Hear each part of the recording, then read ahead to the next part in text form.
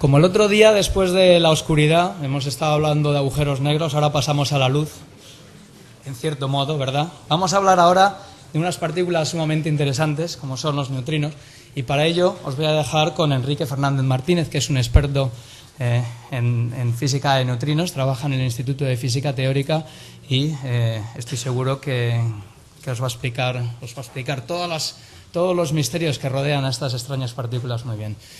Enrique, muchas gracias. Muchas gracias.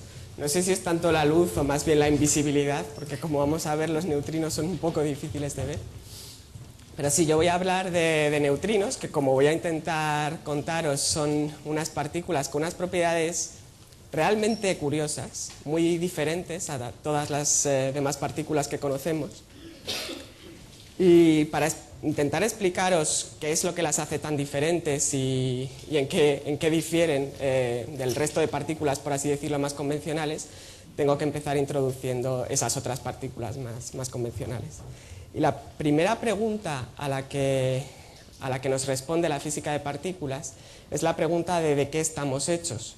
Y realmente, ¿de qué estamos hechos nosotros, los animales, las paredes de este edificio, las estrellas? Todo está hecho con una cantidad muy pequeña de unos poquitos ingredientes. Realmente se necesitan muy pocos ingredientes para explicar de qué está hecho todo. Entonces, para empezar a explicar de qué estamos hechos, he decidido empezar con de qué está hecha mi prima Paula, porque es mucho más guapa que yo. Paula es la rubia. Y vamos a imaginarnos que tenemos una lupa que nos permite aumentar las cosas 100.000 veces cuando miramos a través de ella.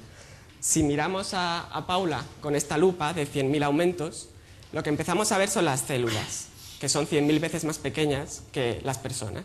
Esta imagen en concreto corresponde a glóbulos rojos, las células que tenemos en la sangre. Si aumentamos otras 100.000 veces, damos otro salto de 100.000 en las células, empezamos ya a ver los átomos de los que están formados las células, y aquí es donde empezamos a ver las primeras partículas.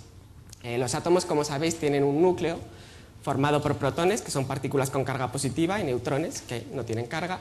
Este núcleo es muy pequeño y alrededor de este núcleo, a una distancia mucho mayor, están orbitando electrones, partículas con carga negativa. Hasta donde hemos sido capaces de testar, los electrones, por lo que sabemos, son partículas elementales. Ya, aunque los miremos más y más de cerca, no vamos a ver mayor estructura en el electrón. Sin embargo, esto no es cierto para los protones y los neutrones. Si damos otro salto y miramos otra vez con nuestra lupa de 100.000 aumentos, empezamos a ver la estructura que tienen los protones, que es un poco parecida a la estructura que tienen los átomos. Los protones están formados por 3 partículas. Esto, si estuvisteis en la charla de Margarita, lo visteis mucho más claramente, como lo voy a explicar yo, que voy a ir más deprisa. Están formados por 3 partículas a las que llamamos quarks. Y solo con 2 tipos de quarks podemos construir los protones y los neutrones. Los protones están hechos por 2 quarks que llamamos de tipo U y un quark de tipo D. Los neutrones es al revés, tienen 2 de tipo D y 1 de tipo U. Por lo tanto, con estos 3 ingredientes nada más, solo con quarks U y D y electrones se puede construir absolutamente todo. La siguiente pregunta a la que nos tiene que contestar la física de partículas es cómo se mantiene esto unido, por qué se forman estas estructuras, por qué los quarks se juntan de 3 en 3 y forman protones y neutrones, por qué los protones y neutrones forman núcleos y hay electrones girando alrededor de ellos en orbitales. Y eso es porque hay interacciones entre estas partículas. Seguramente muchos de vosotros ya sabéis qué es lo que mantiene a los electrones orbitando alrededor del núcleo. Los electrones son partículas con carga negativa, los protones que están en el centro del núcleo tienen carga positiva, hay una fuerza eléctrica que atrae las partículas con carga opuesta y por lo tanto los electrones quedan atrapados en este campo eléctrico del núcleo del átomo y orbitan a su alrededor. La fuerza eléctrica se transmite mediante otro tipo de partícula, los fotones, que son las partículas mensajeras de la fuerza eléctrica y son también las partículas que forman la luz. Y todas las partículas cargadas están intercambiando continuamente protones, emiten protones y absorben fotones, emiten fotones y absorben fotones, y en este intercambio de fotones es como se transmite la fuerza eléctrica, que entre cargas opuestas, como son los electrones y los protones, es atractiva, y entre cargas iguales es repulsiva. De forma similar a cómo funciona un átomo por dentro, mediante el intercambio de fotones, es como funciona un protón o un neutrón por dentro, pero los quarks, en lugar de intercambiar fotones entre sí, o además de intercambiar fotones entre sí, porque también están cargados y también intercambian fotones, intercambian otro tipo de partícula al que llamamos gluones. Glue quiere decir pegamento en inglés, y los llamamos gluones porque realmente mantienen pegados a los quarks dentro de un protón. Y esta fuerza es mucho más fuerte que la fuerza eléctrica, por eso también el protón y el neutrón, que están mantenidos por la fuerza fuerte, mediada por los gluones, son más pequeños, mucho más pequeños que lo que son los átomos. Y por eso también los protones y los neutrones se juntan en núcleos, porque intercambian gluones y los mantienen unidos, a pesar de que los protones son todos positivos y se repelen eléctricamente, pero la fuerza fuerte es más fuerte que la fuerza eléctrica y gana, digamos, y mantiene el átomo estable. Y realmente esto es todo lo que necesitamos para entender de qué estamos hechos nosotros y de qué está hecho todo lo que podemos ver y tocar. Tenemos un montón de quarks que intercambian gluones entre ellos, solo los quarks intercambian gluones. Tenemos electrones que intercambian fotones entre sí y entre los quarks, porque todos están cargados. Y lo que podemos entonces preguntarnos es, no hay nada más, ¿es esto todo lo que hay en el universo? Realmente es todo lo que vemos fácilmente, pero hay más cosas en el universo y en concreto están los neutrinos. Y hay muchísimos neutrinos, por cada electrón y por cada quark que hay en el universo hay 10.000 millones de neutrinos. Estos neutrinos están por todas partes y tienen orígenes diversos. Por ejemplo, en cada centímetro cúbico de universo, en un pequeño cubito de 1 centímetro de lado, hay aproximadamente unos 300 neutrinos. Estos neutrinos se produjeron en las primeras etapas del universo, reliquias del Big Bang, y todavía pululan por ahí. Hay unos 300 en cada centímetro cúbico. Nuestros cuerpos, de forma natural, producen cientos de millones de neutrinos al día. Aquí tenemos un becario que probablemente vive de forma precaria y, sin saberlo, está produciendo neutrinos continuamente, cientos de millones de neutrinos al día. Pero realmente la fuente más intensa, más luminosa de neutrinos que tenemos cerca de nosotros es el Sol. El Sol produce muchísimos más neutrinos que el becario precario. En concreto, cada segundo, 100 billones de neutrinos procedentes del Sol atraviesan al becario precario y a todos nosotros sin que nos estemos dando cuenta. Para cuando termine de hablar, el becario estará completamente atravesado por los neutrinos. La pregunta entonces es, si hay tantísimos neutrinos por todas partes procedentes del Sol, nosotros mismos emitimos neutrinos y no nos damos cuenta, están estos neutrinos en cada centímetro cúbico, ¿cómo puede ser que no los veamos? ¿Cómo se han tardado tanto en descubrir por qué no los sentimos de alguna manera? Y el hecho es que, a pesar de haber tantísimos, los neutrinos se comportan un poco como fantasmas, por eso decía que son más bien invisibles.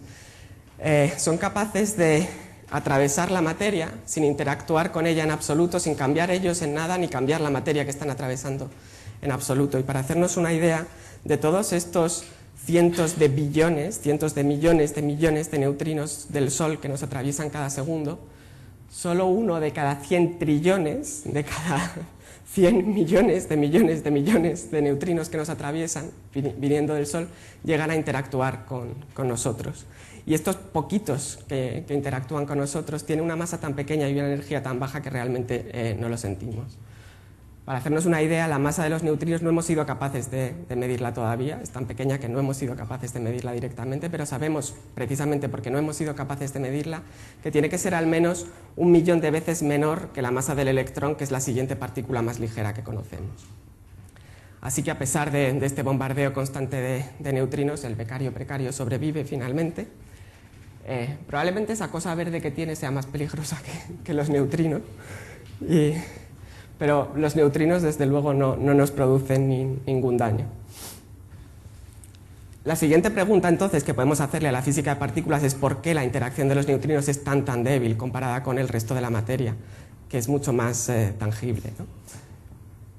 Bueno, respecto a las interacciones que os he mencionado, la interacción fuerte que mantiene a los átomos unidos, la interacción fuerte que mantiene a los núcleos y a los protones unidos, y a la interacción electromagnética, que es la que mantiene a los átomos unidos. Los neutrinos no son quarks, por lo tanto no pueden intercambiar gluones con los otros quarks. Y como su nombre indica, los neutrinos son neutros, entonces tampoco tienen carga, no pueden intercambiar fotones con el resto de las partículas, no sienten ni la fuerza fuerte ni la fuerza eléctrica. Entonces la única fuerza que está accesible a los neutrinos es una que precisamente llamamos fuerza débil y que está mediada por otro tipo de partículas muy masivas, por eso va tan lenta la fuerza, a las que llamamos W y Z. Y precisamente por ser tan masivas estos mediadores de la fuerza es por lo que es tan débil, es un mediador de una fuerza muy ineficiente, mientras que los fotones y los gluones no tienen masa y por lo tanto intercambian la fuerza de forma muy eficaz, por así decirlo. Los W y los Z son muy masivos y entonces en la transmisión de la fuerza al final es muy ineficiente y lo que observamos es que la interacción es muy muy débil.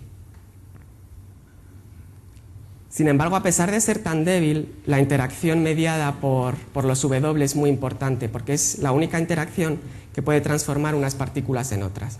Entonces, por ejemplo, la forma en la que funciona la interacción débil mediante los W es la siguiente. Un electrón puede interactuar con un protón intercambiando un W, la fuerza débil. El electrón se convierte en un neutrino y el protón se convierte en un neutrón. O podemos tener el proceso inverso.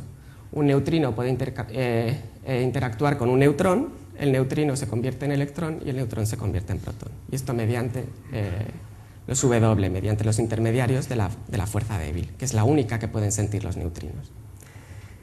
Y a pesar de ser tan débil, decía, es muy importante precisamente por esto, porque puede cambiar un tipo de partículas en otras. Y es debido a esta propiedad de poder cambiar un tipo de partículas en otra, gracias a la cual, por ejemplo, brillan las estrellas o brilla el Sol. En el Sol lo que hay básicamente son protones, electrones, es una sopa de protones, básicamente. Cuando los protones interactúan con los electrones, como hemos visto en la transparencia anterior, los electrones se convierten en neutrinos, los neutrinos interactúan muy débilmente, lo atraviesan todo, simplemente salen rápidamente del Sol, y los protones se han convertido en neutrones. Ahora, los protones y los neutrones, recordamos que lo que tienden es a formar núcleos debido a la fuerza fuerte. Entonces, enseguida van a intercambiar gluones, van a sentir la fuerza fuerte y van a ser atraídos de forma que lo que forman es un núcleo estable. En este caso, 2 protones y 2 neutrones forman un núcleo de helio, que es un núcleo muy estable. Y el hecho de ser el núcleo tan estable implica que esta reacción es muy favorable desde un punto de vista energético. Se emite mucha energía y esta energía se emite en forma de luz, en forma de fotones. Y así es como el Sol produce luz y energía. Y al mismo tiempo produce núcleos complejos. Hemos empezado con el núcleo de helio 4, que es uno de los más simples, pero a partir de estos núcleos de helio 4 puede producir otros núcleos más complejos como oxígeno, nitrógeno, carbono. Por lo tanto, gracias a los neutrinos en parte y gracias a las interacciones débiles, el Sol produce fotones, produce energía y luz, produce núcleos complejos y produce estos neutrinos que están continuamente atravesándonos a nosotros y al becario.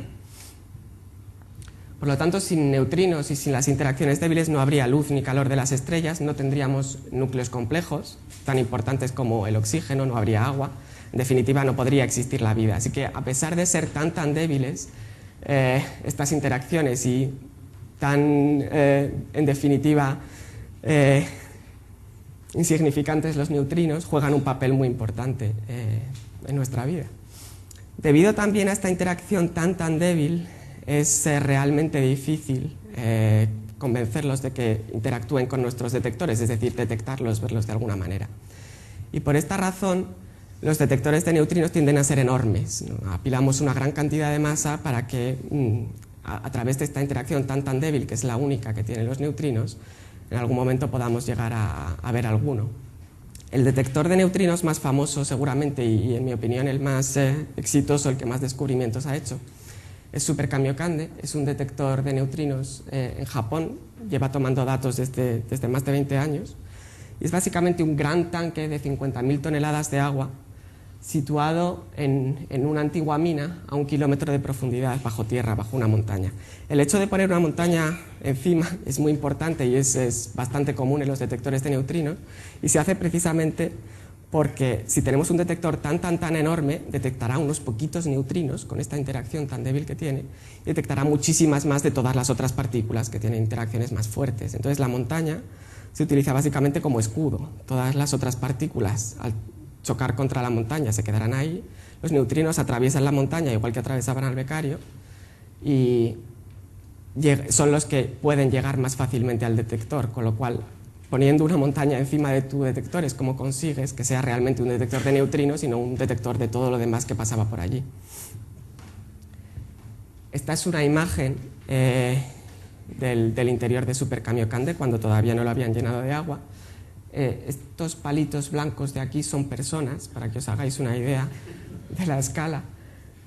Todas las paredes, el techo y el suelo del detector de Super Kamiokande están cubiertas por tubos fotomultiplicadores, que son detectores de luz, de fotones.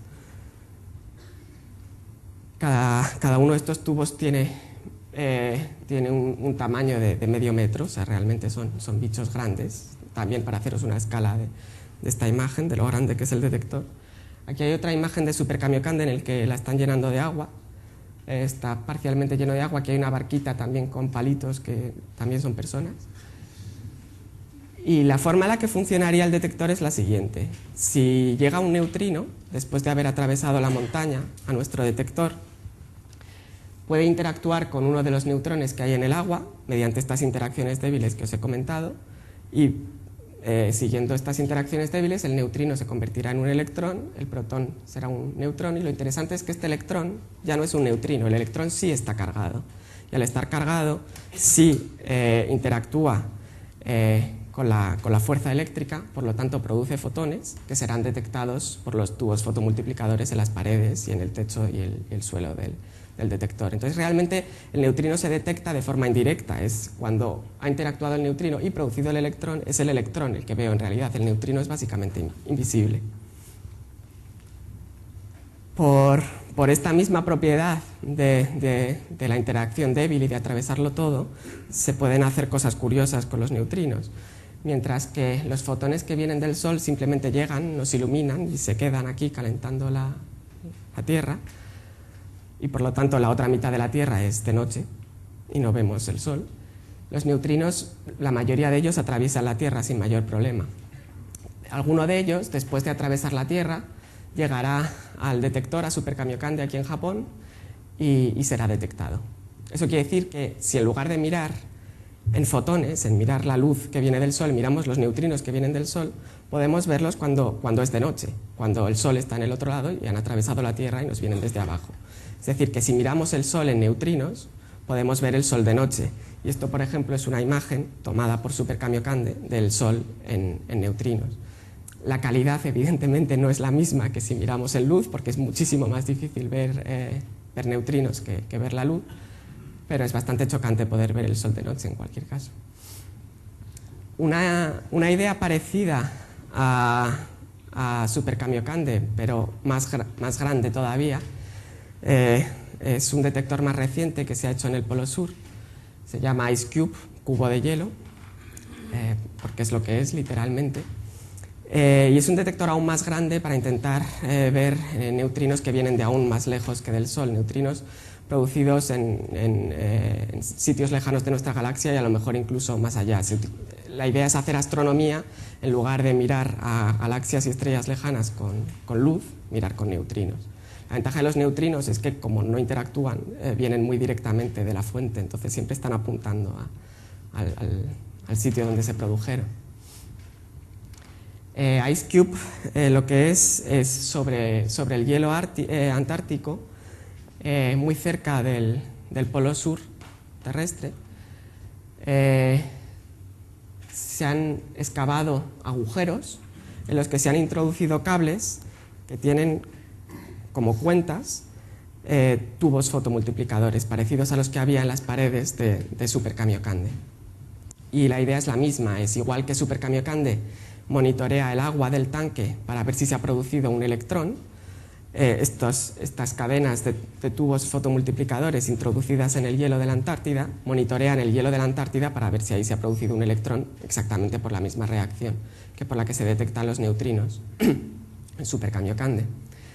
Para hacernos una idea de la escala de este detector, las cuentas de tubos fotomultiplicadores no empiezan hasta una profundidad de casi 1,5 kilómetros, y esta es la misma idea por la que había una montaña encima de Super Kamiokande. También la calidad del hielo es mejor en las partes más bajas que las más altas. Y a partir de ahí hay casi otro 1,5 kilómetros de los cables que sí tienen tubos fotomultiplicadores, y en total el volumen cubierto por estos tubos, lo veis, es aproximadamente 1 kilómetro cúbico. Entonces, realmente es un detector enorme. En comparación tenéis aquí la Torre Eiffel, que son 324 metros, es muchísimo más pequeña que el detector. Aquí hay una imagen de cómo se estaba construyendo IceCube, el detector. Este pobre hombre está pasando mucho frío.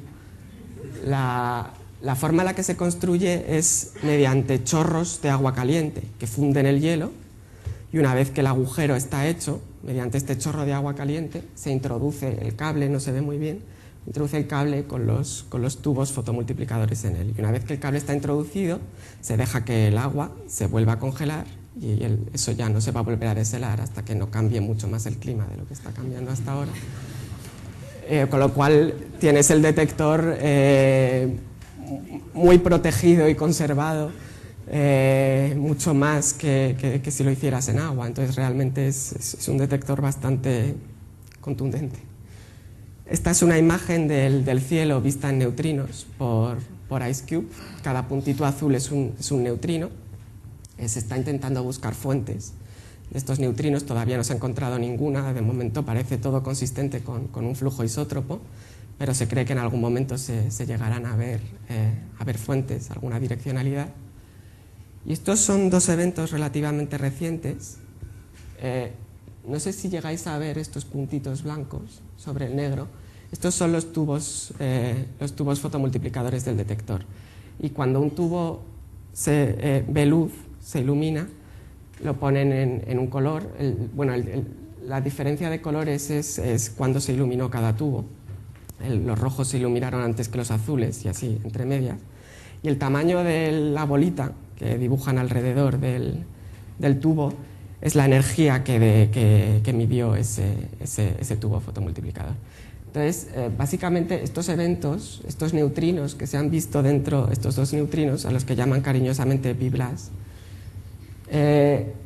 han iluminado prácticamente todo el detector, todo el kilómetro cúbico de volumen. Se han visto desde el centro, en el que se ha recogido un montón de energía, hasta cuerdas muy distantes en las que se ha visto algo de energía. La energía de estos dos eventos es aproximadamente 1000 veces mayor que la que podemos alcanzar en el mayor acelerador de partículas que hemos construido, en el LHC. Son eventos de muy, muy alta energía, y no está muy claro aún cuál es su origen, si es galáctico, si es extragaláctico. Esto se está investigando. Una idea similar a cómo funciona IceCube es básicamente la misma idea: cables con tubos fotomultiplicadores puestos como cuentas en estos cables, pero en lugar de en el hielo de la Antártida, en el mar, en el agua del mar Mediterráneo. Hay tres, hay uno de ellos que realmente no está muy terminado. Y la idea es eso: son como bateas que en lugar de mejillones tienen tubos fotomultiplicadores, y estos tubos fotomultiplicadores están continuamente monitoreando el agua para ver si se ve la luz de algún electrón en el que se haya transformado un neutrino.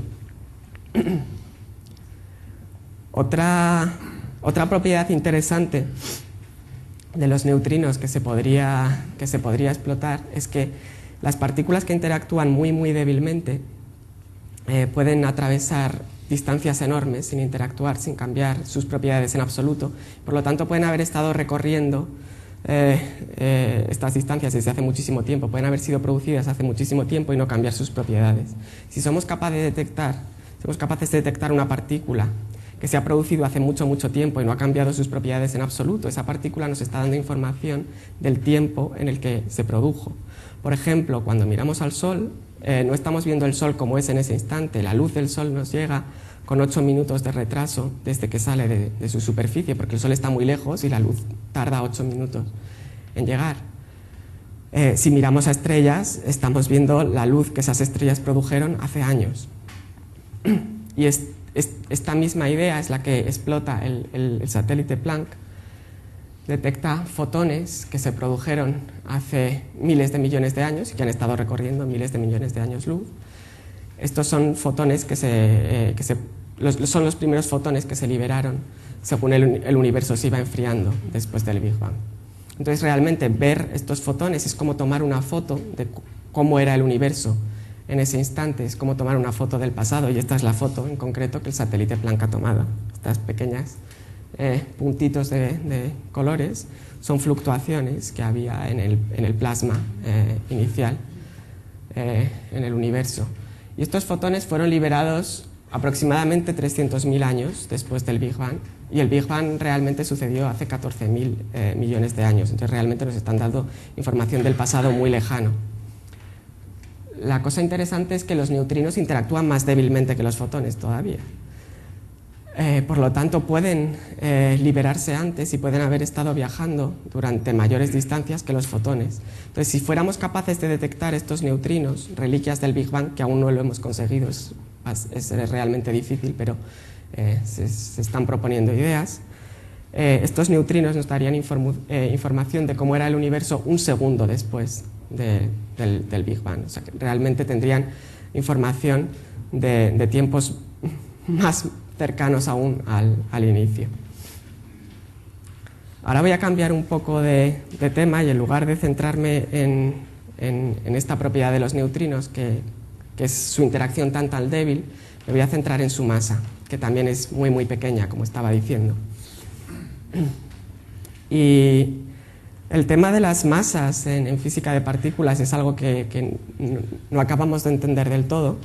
Cuando os he dicho que con estas tres partículas se construía todo, con el quark U y el quark D, que por cierto los nombres vienen de up y down en inglés, que es arriba y abajo, les pusieron esos nombres a los quarks.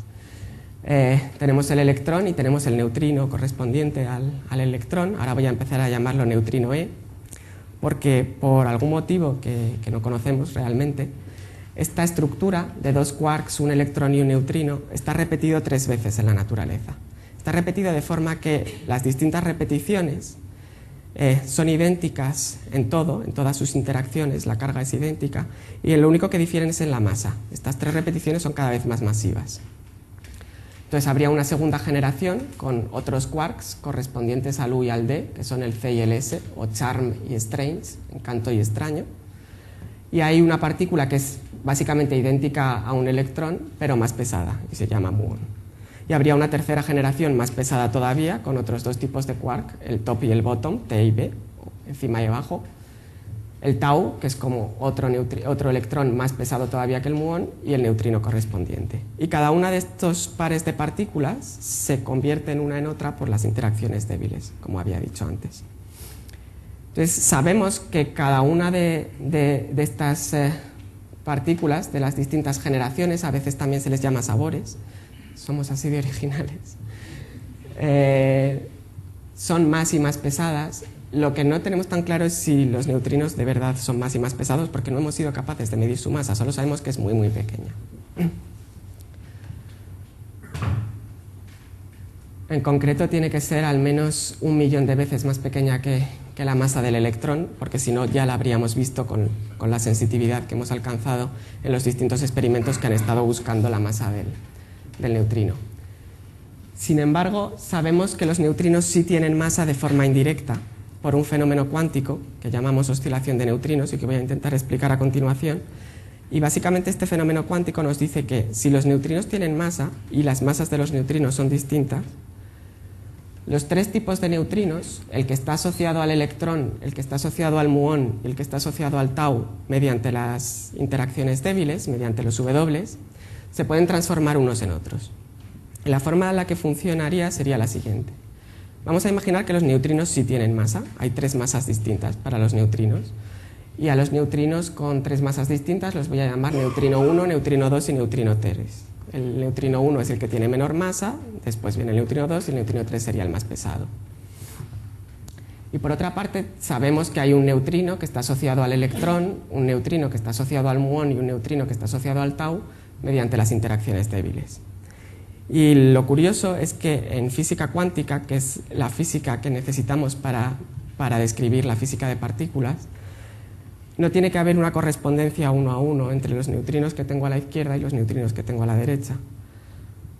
Y esto es porque los neutrinos, las partículas en general en física cuántica no se describen como un único ente que tiene que haber una correspondencia 1 a 1 entre ellos, sino que si estuvisteis en la charla de Belén seguro que ya lo explicó mejor que yo.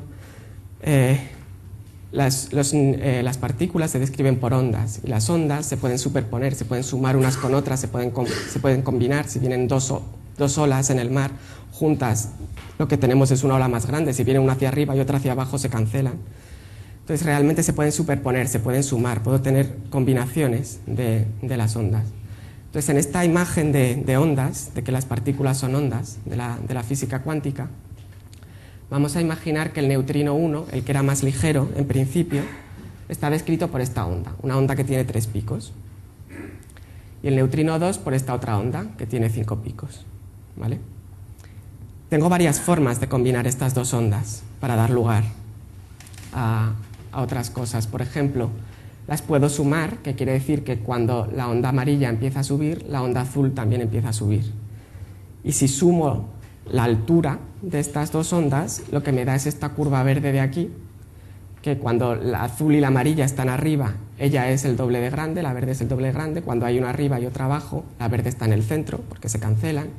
Aquí vuelven a subir las dos, entonces la verde sube hasta arriba, aquí bajan las dos, y la verde baja hasta abajo, y me queda esta forma tan característica. Y yo voy a decidir que, por ejemplo, podría corresponder al neutrino E. La suma del neutrino 1 y el neutrino 2 corresponde al neutrino E. Pero puedo hacer la combinación opuesta. En lugar de sumarlas, cuando el azul sube, la amarilla sube, puedo hacer lo contrario. Cuando la amarilla sube, el azul baja. Esto sería restar las dos ondas. Vienen con fases opuestas. Y si las combino de esta otra forma, me sale una curva completamente diferente, que es este neutrino, que voy a decir que puede corresponder al neutrino mu. Y veis que esta forma del neutrino mu es completamente distinta de esta otra del neutrino E. Entonces, ¿qué pasa cuando produzco un neutrino E? Si produzco un neutrino E, que he dicho que tiene esta forma característica porque es la suma del 1 más el 2, cuando el 1 sube, el 2 también sube, cuando la amarilla sube, el azul también sube.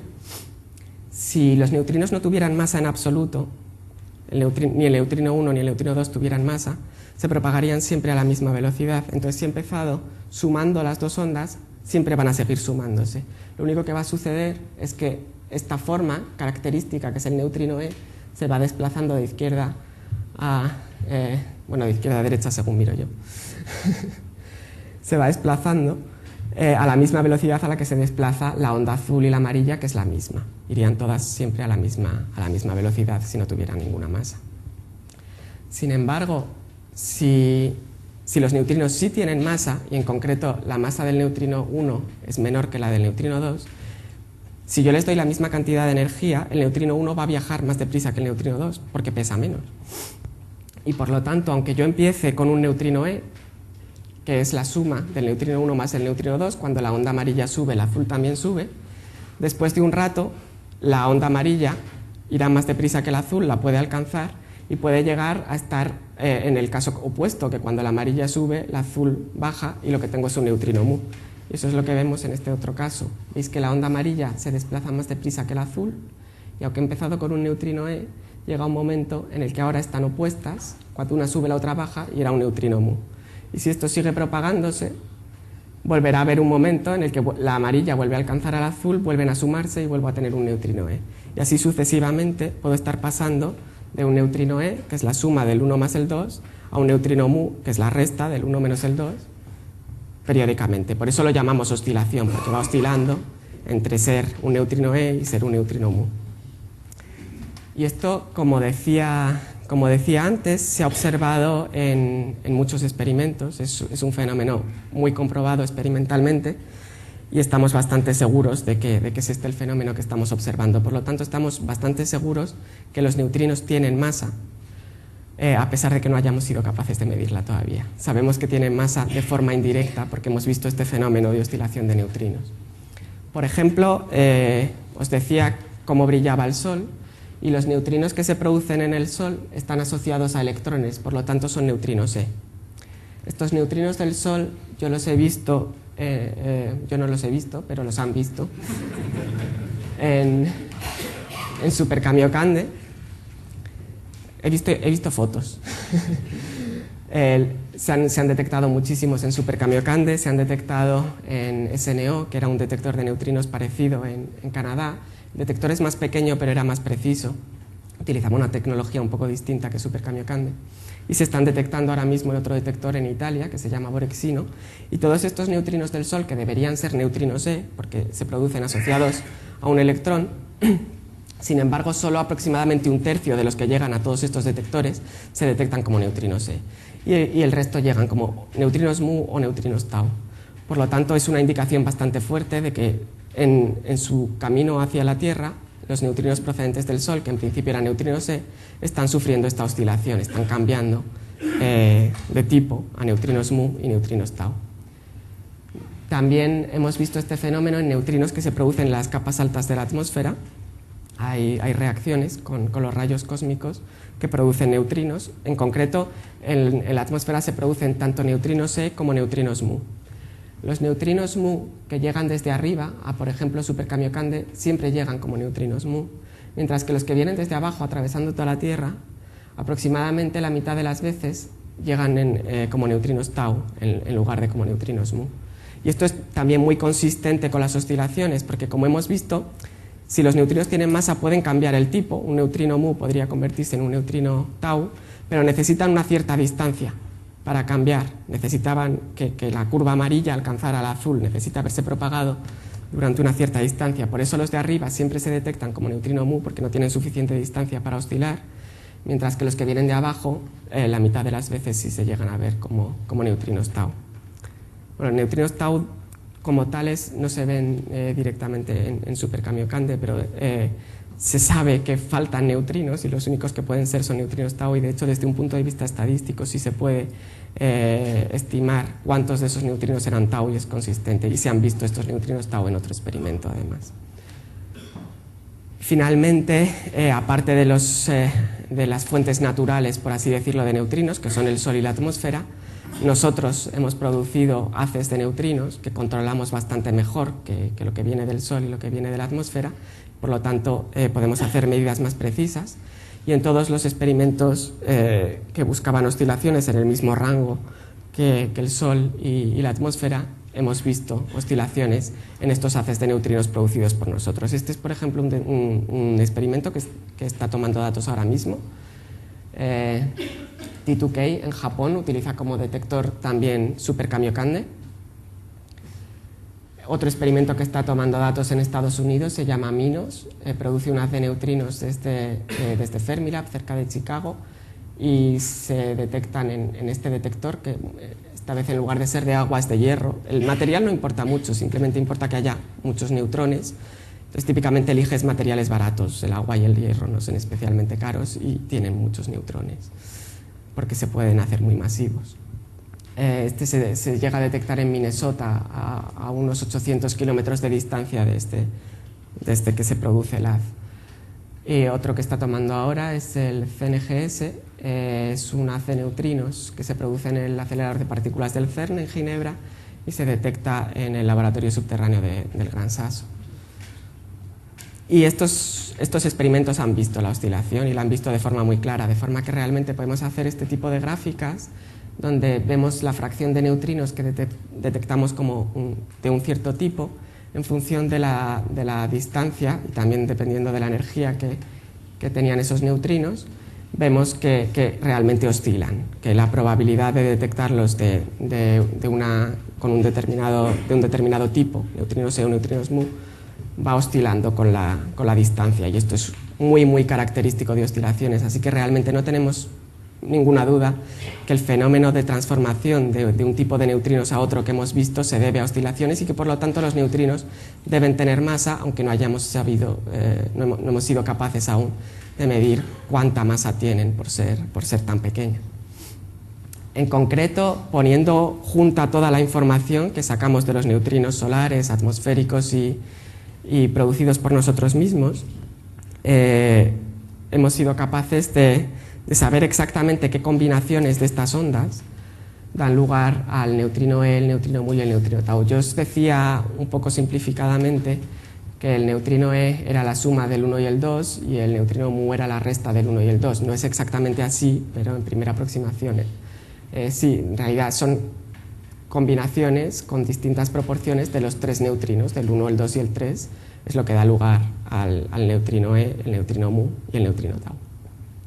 Este signo aquí lo he puesto así un poco ambiguo porque esta es una parte de toda esta combinación que no hemos sido capaces de medir todavía y de hecho es una de las cosas que están intentando medir estos experimentos que os decía que están tomando datos, en concreto T2K intentará medir este signo de aquí.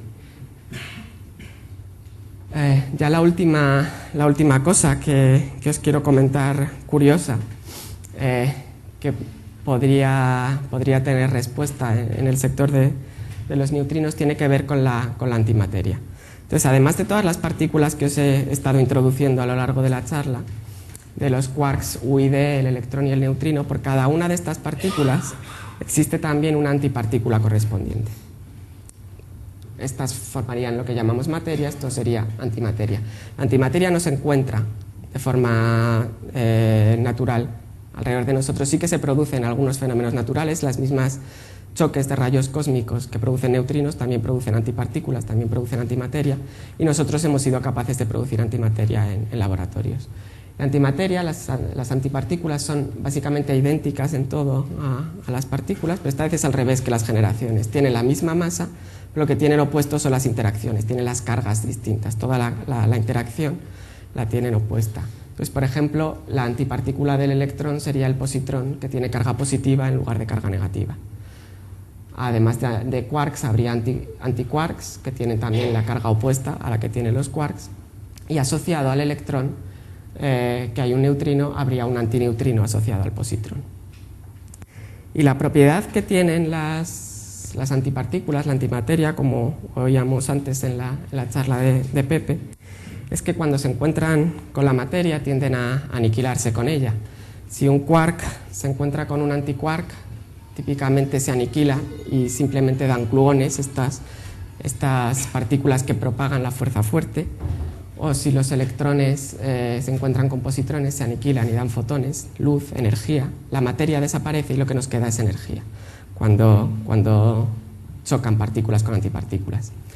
Por lo tanto, si en el universo primigenio y a lo largo de la historia del universo siempre hubiera habido la misma cantidad de materia y de antimateria, de partículas y antipartículas, cuando estas dos se hubieran encontrado y se hubieran chocado, se habrían aniquilado y solo habría quedado luz, energía. No se habría podido formar materia, no existiríamos. Así que sabemos que en algún momento de la historia del universo se tiene que haber producido un exceso de materia sobre antimateria. No puede haber la misma cantidad de partículas y antipartículas, de forma que cuando se encuentran la materia y la antimateria, toda la antimateria se aniquila, pero queda un pequeño resto de materia, y este pequeño resto de materia es lo que da lugar a las galaxias, las estrellas, los planetas y eventualmente nosotros mismos. Y este pequeño exceso de materia frente a antimateria es realmente pequeño, por eso estoy diciendo pequeño todo el rato. Por cada 10.000 millones de antipartículas, habría 10.000 millones una partícula aproximadamente, y esta una partícula es la que sobrevive a la desintegración con la antimateria y da lugar a todo, ¿no? A las galaxias, las estrellas, los planetas. Y esto es algo que tenemos bastante claro que debió suceder, que tiene que haber más materia que antimateria, pero que no tenemos muy claro cómo sucedió, porque por todo lo que sabemos, las partículas y las antipartículas se comportan de forma muy parecida y se producen juntas. Cada vez que produzco una antipartícula estoy produciendo la partícula correspondiente y se aniquilan juntas. Cuando una antipartícula se aniquila es porque se ha aniquilado con una partícula. Entonces, si siempre las estamos produciendo de dos en dos y destruyendo de dos en dos, no es fácil ver cómo podemos tener un exceso de materia respecto a antimateria, de partículas respecto a antipartículas. Y los neutrinos realmente podrían tener la respuesta a esto. Y la forma en la que los neutrinos podían tener la respuesta a esto es porque la línea divisoria entre partícula y antipartícula en los neutrinos es especialmente delgada. Y es especialmente delgada porque lo que os decía que distingue las partículas de las antipartículas es su carga, tienen las cargas opuestas, pero precisamente los neutrinos no tienen carga, ni los antineutrinos por lo tanto tendrán carga. Entonces, desde un punto de vista de propiedades de la partícula, los neutrinos y los antineutrinos se comportan de forma muy parecida. Y no es descabellado pensar que, igual que un tipo de neutrinos, el neutrino E, puede transformarse en otro tipo de neutrinos, el neutrino mu, por un fenómeno parecido, los antineutrinos se pudieran transformar en neutrinos de forma parecida como los otros neutrinos oscilaban. Porque realmente, igual que los neutrinos E y los neutrinos mu son partículas muy parecidas y no tienen problema en transformarse unas en otras, los antineutrinos y los neutrinos son también partículas muy parecidas y podría ser que se transformaran unas en otras. Esto no lo sabemos, si sucede o no, pero es una posibilidad. Y por lo tanto, si estamos transformando antineutrinos en neutrinos, estamos transformando antimateria en materia y podemos estar creando un exceso de materia frente a antimateria. Entonces, el hecho de que esta línea divisoria entre partícula y antipartícula sea tan pequeña es lo que puede dar lugar a este exceso de materia al que al final debemos nuestra existencia. Y esto se está intentando investigar, si esta propiedad existe de verdad, si los antineutrinos pueden pasar a ser neutrinos, y se está investigando, estudiando desintegraciones extrañas que podrían tener los neutrones si esto fuera cierto. Entonces, para que os hagáis una idea, la desintegración normal de un neutrón, el neutrón, cuando está fuera de un átomo, de un núcleo, es una partícula inestable y se desintegra mediante las interacciones débiles que decía antes, y da lugar a un protón, un electrón y un antineutrino. Por lo tanto, si dos neutrones se desintegraran, en principio darían lugar a dos protones, dos electrones y dos antineutrinos.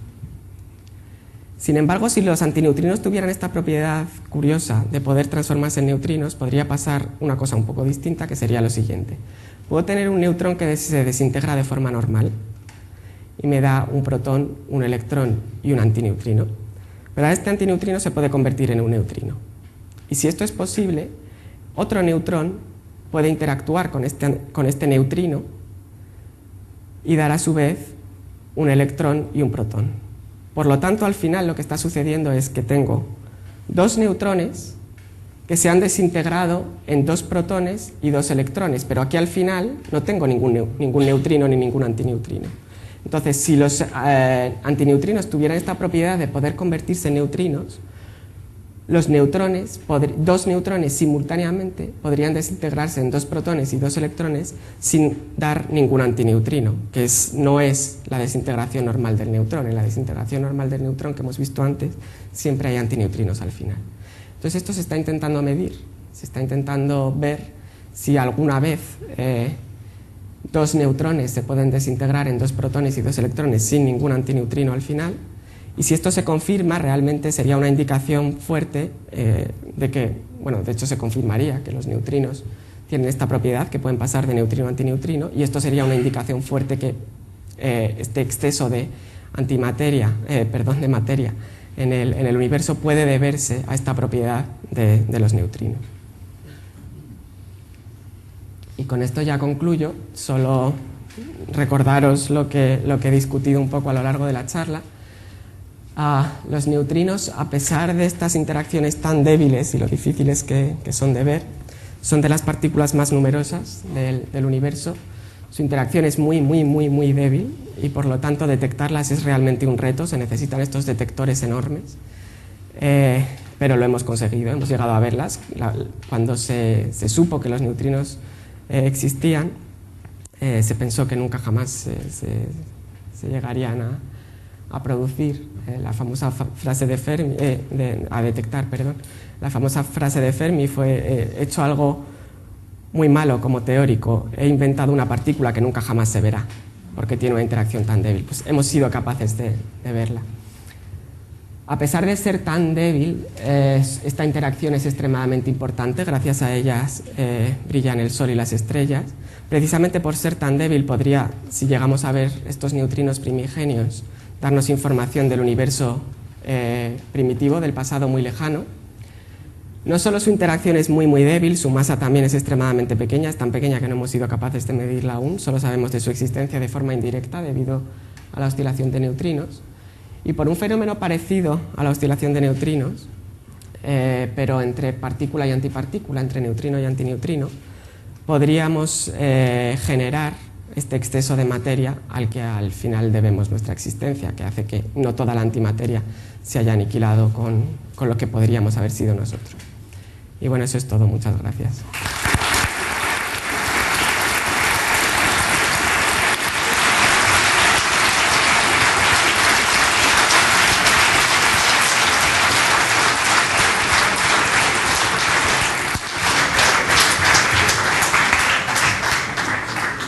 Muchas gracias, Enrique, por esta charla tan comprensiva. Vamos a empezar el turno de preguntas, por favor. Sí, yo, igual que el moderador, quiero felicitarle y darle las gracias por la exposición. Ha sido interesante, pero me gustaría que volviera sobre dos pasos. ¿Cómo nos informan de su viaje, es decir, y de su edad? Y la otra, ¿cómo se transforman de materia en antimateria? Perdón. Perdón. ¿Repito la pregunta o porque me parece que estaba más preocupado de buscarme que de... Venga, sí. La pregunta, bueno, son dos. Una es, no he entendido muy bien cómo nos informan de su historia y de su viaje en el tiempo y en el espacio. Y la otra es, cómo se transforman los neutrinos de antineutrino a neutrino sin iteración, o cómo se hacen. Muchas gracias.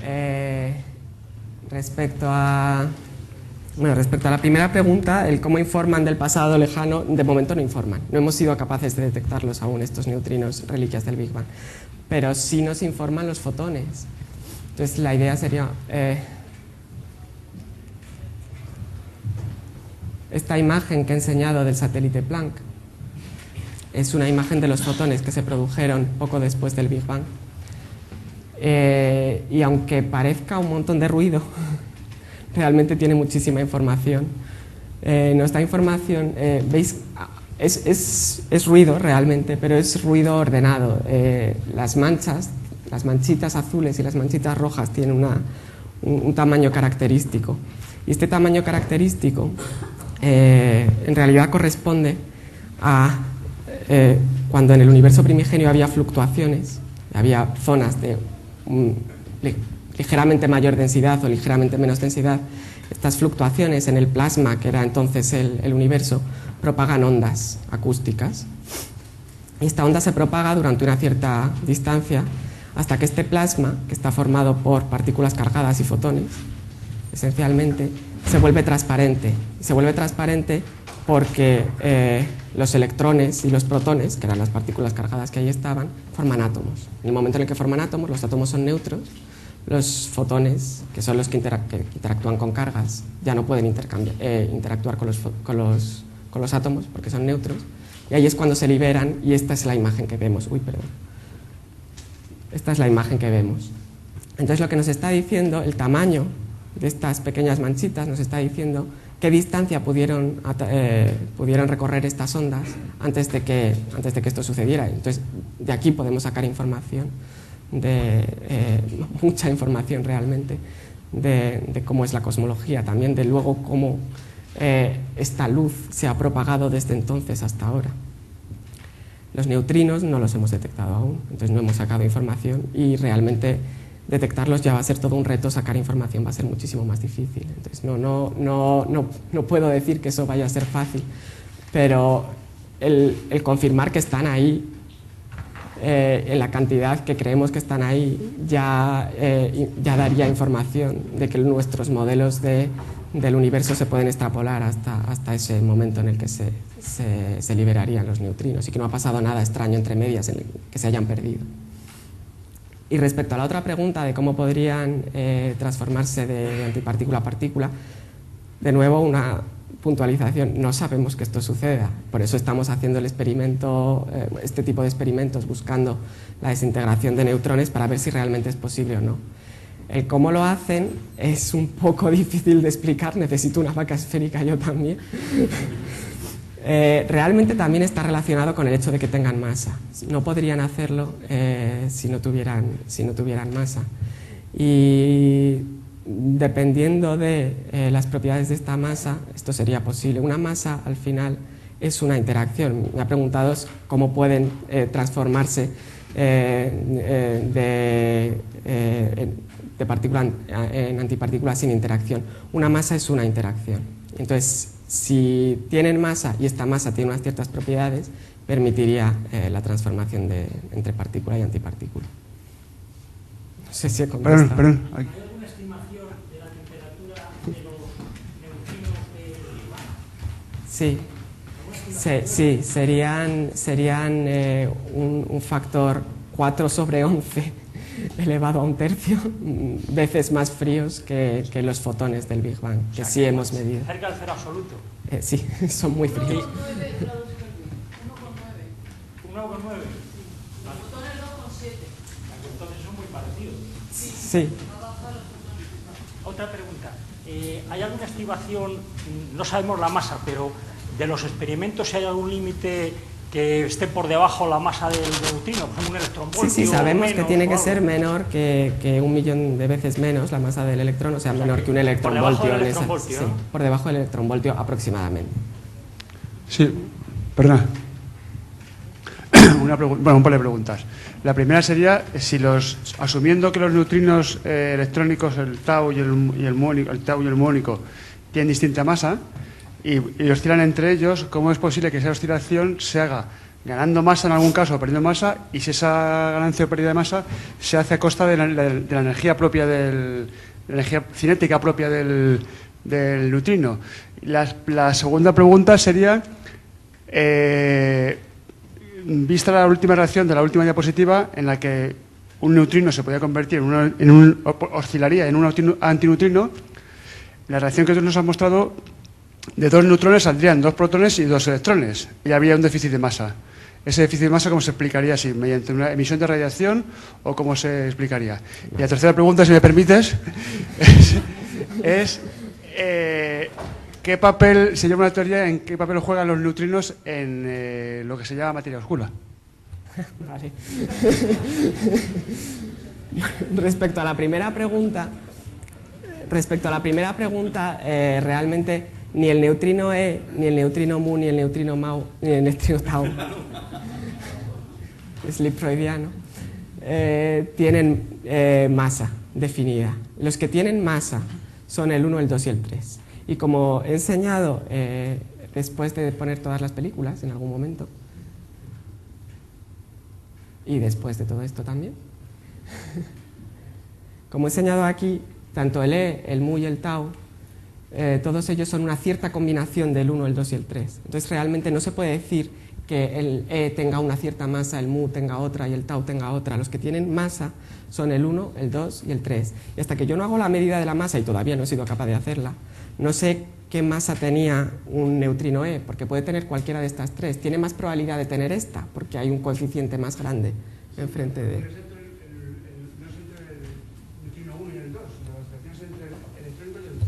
Sí, pero no es cierto que el E y el mu tengan masas distintas. Los que tienen masas distintas son el 1, el 2 y el 3. Y el E y el mu son combinaciones del 1, el 2 y el 3. Y por lo tanto no tienen una masa propia. Digamos que tengo que hacer una medida y puedo medir una masa correspondiente al 1, el 2 o el 3, independientemente de qué neutrino tenga a la izquierda, a la derecha. Sí. Pero el electrónico y el muónico y el taúnico es una combinación lineal de estos tres, ¿de acuerdo? No estoy de acuerdo. Yo creo que esto, si Podemos discutirlo un poco. Podemos discutirlo. Quizá lo más fácil sea discutir esto después de la charla. Había una pregunta allí y otra aquí después. Bueno, intento contestar rápido a las otras dos preguntas. La segunda, no sé si Los neutrinos son materia oscura. No, esa era la tercera. Si suponemos que el neutrino se puede convertir en un antineutrino Ah, sí, problema con la masa de nuevo. Vale. No es un déficit de masa, es un déficit de... Al final la masa y la energía es lo mismo por la ecuación esta famosa de Einstein, ¿no? E igual a mc cuadrado. Entonces simplemente se tienen que llevar más energía los electrones de la que se llevaría normalmente si hubiera además neutrinos. Sí. Y la tercera, no lo sabemos, no sabemos lo que es la materia oscura, por lo tanto no sabemos si está relacionada o no en absoluto con los neutrinos. Hay teorías que la relacionan, otras que no, hasta que no tengamos más información sobre la materia oscura no podemos contestar. Había una pregunta aquí, perdón. Sí, aquí no me ha quedado claro si, como dices, tanto las personas como los objetos emiten neutrinos. Cuando tienes un tanque para medirlos, los neutrinos, ¿cómo sabes que son emitidos por estrellas, por personas o por el científico que está al lado? No sé si lo distinguís o no. Y la segunda, un poco ampliación de lo que decía, hablas de la energía oscura, ¿la materia oscura también emite neutrinos o no se sabe? O cómo? Tampoco lo sabemos. Empezando por esa, no sabemos muy poquito de la materia oscura, más que nada sabemos que está ahí. Pero aparte de que está ahí, que interactúa muy débilmente, tan débilmente que no la hemos visto, no sabemos con qué interactúa débilmente si lo hace. Y respecto al origen de los neutrinos que vemos en los detectores, a priori no lo sabemos, claro. No sabemos de dónde pueden venir esos neutrinos. Sí sabemos, por ejemplo, los neutrinos que se producen en el Sol tienen una energía muy distinta a las que se producen en la atmósfera. Entonces, con la energía con la que luego se detecta el electrón en el que se ha convertido el neutrino, sí puedes hacerte una idea de dónde venía. Los neutrinos que producimos nosotros en un haz tenemos mucho mayor control sobre ellos, entonces sí que los sabemos detectar más fácilmente. También típicamente porque los haces se pulsan, se mandan los neutrinos en periodos muy cortos de tiempo, entonces si ha llegado dentro de ese periodo, sabes que es mucho más probable que lo hayas producido tú a que venga de otro sitio, pero típicamente no lo sabes, claro. Hola. Oye, en los cambios de sabores del resto del modelo estándar tienes que recurrir a intercambio de bosones para cambiar de sabor. Sin embargo, ¿por qué en los neutrinos recurres a la superposición de los distintos tipos de neutrinos matemáticos, por decirlo de alguna manera? Bueno, realmente el decir que un neutrino es de un cierto sabor implica... Sí. El decir que un neutrino tenía un cierto sabor implica que lo has detectado y lo has producido asociado a un cierto sabor del leptón cargado, que es lo que ves en realidad, el neutrino nunca lo ves. Y esta interacción en la producción y la detección implica los bosones cargados. Entonces, realmente sí son ellos los que al final posibilitan la oscilación de neutrinos. Si no, sin ellos no existiría tampoco la oscilación de neutrinos. Hay una pregunta por allí. Sí, muchas gracias. Enhorabuena por la capacidad pedagógica que has demostrado y para cambiar de sabor, puesto que hay muchos sabores, no sé si nos puedes comentar algo de esta escandalera que hasta periódicos muy poco intelectuales han recogido del experimento de Ginebra Gran Sasso de una velocidad mayor de la luz que después, por lo visto, no era tal. Sí, muchísimas gracias. No lo he comentado precisamente por eso, porque no era tal. Se hizo la medida. Realmente Opera lo que buscaba no era medir la velocidad de los neutrinos, era buscar una oscilación de neutrinos, como estaba comentando, pero de paso hizo la medida de la velocidad para confirmar que todo funcionaba y no le estaba funcionando. Entonces, lo que ellos dijeron es que había algo que no entendían, que si todas las medidas eran las que ellos estaban haciendo y no tenían errores, parecería que los neutrinos estaban viajando a velocidad más rápida que la luz. Nadie en la comunidad científica se tomó eso excesivamente en serio, no porque tengamos un apego especial por Einstein o porque odiemos especialmente a los científicos de Opera, sino porque hay otras muchísimas medidas que estaban en contra de esa evidencia experimental. Entonces, cuando tienes muchos experimentos en una dirección y un único experimento que te da algo distinto, la respuesta más razonable suele ser que hay algo raro en ese experimento en concreto. A mí la evidencia que me convencía más en esos días, cuando todavía había duda, es que si los neutrinos realmente viajaran algo más rápido que la luz, ese poquito más rápido que la luz, cuando vienen de muy lejos y se producen al mismo tiempo que los fotones, llegarían muchísimo antes que los fotones. Y en concreto hemos detectado neutrinos de supernovas lejanas a muchísimos años luz. Tantos que si fuera verdad si hubiera sido verdad el resultado de ópera, estos neutrinos habrían llegado 4 años antes que los fotones de la supernova, y no fue así. Entonces realmente parecía bastante claro que había algo mal en el experimento y se demostró que así era, había realmente un cable suelto que hizo que la medida no fuera correcta. Ahora ya se ha corregido y de hecho esta nueva medida corregida da la medida más precisa de la velocidad de los neutrinos que tenemos hasta ahora. Entonces no ha sido un fiasco total finalmente esta medida en concreto. Una información, yo he visitado el centro de Gran Sasso y quien está interesado puede visitarlo, reservándose con antelación y solicitando una visita. Es una experiencia muy curiosa porque normalmente se va a Italia por otros motivos, pero no está lejos de Roma. Además, la región de L'Aquila es muy bonito. Sí, cuando no tiene terremotos. Cuando no hay terremotos. ¿Tomamos otra pregunta por allí? Yo lo que no he entendido es cómo puede explicarse que haya más materia que antimateria con el hecho de que se transforme si en teoría se transformase, si fuese real, el antineutrino en neutrino, si la probabilidad de que se transforme la antipartícula en partícula es la misma que la de partícula en antipartícula. Esa es una buena pregunta. Porque podría no ser la misma y... a ver, ¿dónde estoy? Podría no ser la misma la probabilidad y eso está relacionado con este signo que no hemos sido capaces de medir. En realidad esto es algo más que un signo. Y esto que queda por medir de la cantidad de neutrinos 1, 2 y 3 que forman el EMU y el tau, podría implicar que no es la misma la probabilidad de oscilación de partículas, y la probabilidad de oscilación de neutrinos y la probabilidad de oscilación de antineutrinos. Entonces, si se confirma, por ejemplo, esto, se confirmaría que no se comportan igual las partículas que las antipartículas. Y esto sabemos que sucede ya en el sector de los quarks. Los quarks y los antiquarks no se comportan de forma completamente idéntica. Es muy, muy, muy parecida, pero no es idéntica. Y por el mismo fenómeno podría pasar en el sector de neutrinos. No sé si tenemos otra pregunta. Aquí delante tenemos otra. No, la pregunta es si la materia y la antimateria persisten o no persisten. Quiero decir, tú has dicho, me parece que al principio, en un determinado momento de la evolución del universo, la materia y la materia se aniquilaron. ¿Esto es así o es posible que todavía exista antimateria en algún recóndito lugar?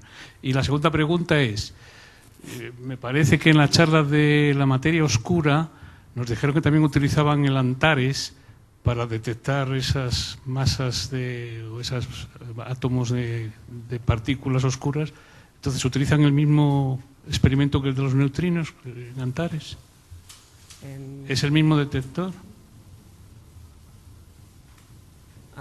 Sí, Antares es el mismo detector. O sea, lo que detectarías serías... Buscas una señal distinta. En realidad lo que buscas son neutrinos que vienen de aniquilaciones de materia oscura. Sigues buscando la misma partícula. Aunque estés asociándola a la búsqueda de materia oscura, en realidad sigues buscando neutrinos. Solo que el origen de estos neutrinos sería aniquilaciones de materia oscura. Cuando la materia oscura se encuentra con otra partícula de materia oscura y se desintegra. Si la materia oscura sí interactúa con los neutrinos, puede aniquilarse a neutrinos. Entonces puedes utilizar detectores de neutrinos. IceCube es capaz de poner límites incluso, yo diría, mejores que Antares, ¿no? Sí, porque es más grande. Pero vamos, lo que buscas son detectores de neutrinos, en realidad. ¿Cuál era la primera? ¿Existe todavía antimateria en algún recóndito lugar?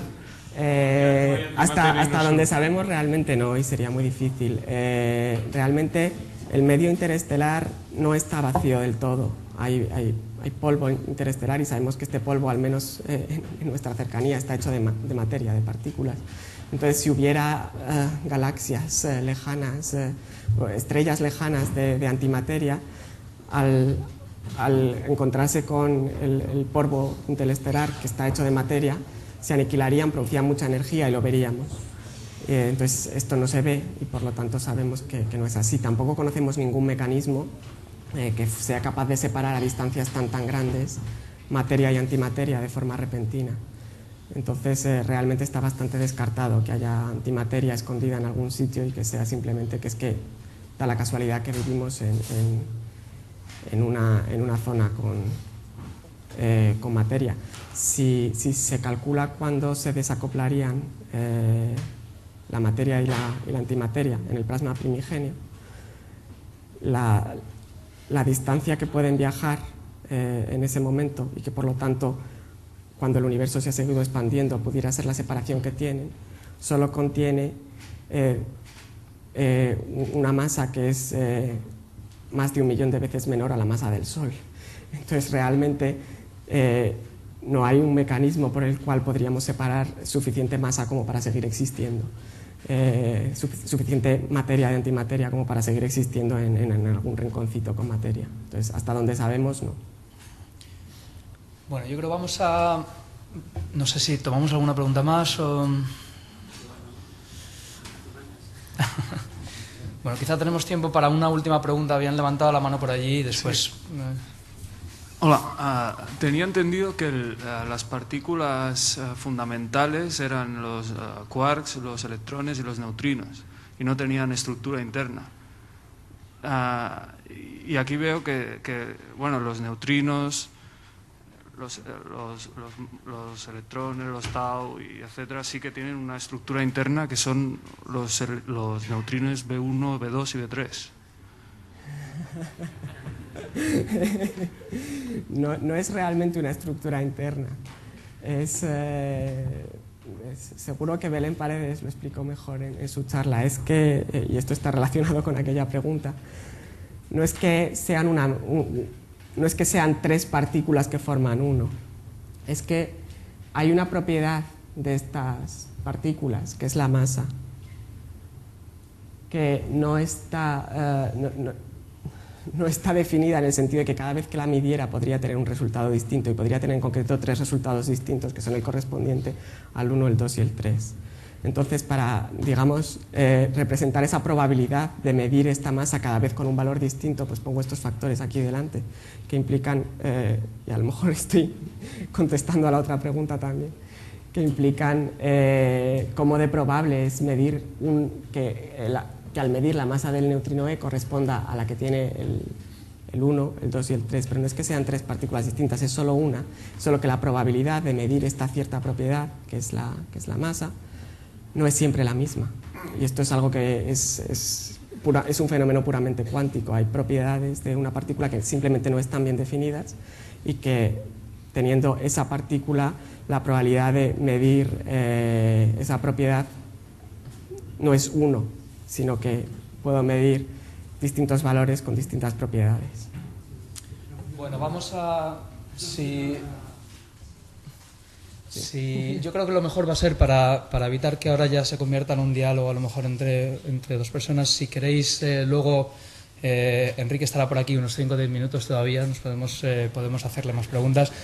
Quería terminar por agradecer a Enrique y a Pepe de nuevo su participación hoy y sobre todo a todos vosotros por haber venido. Muchas gracias.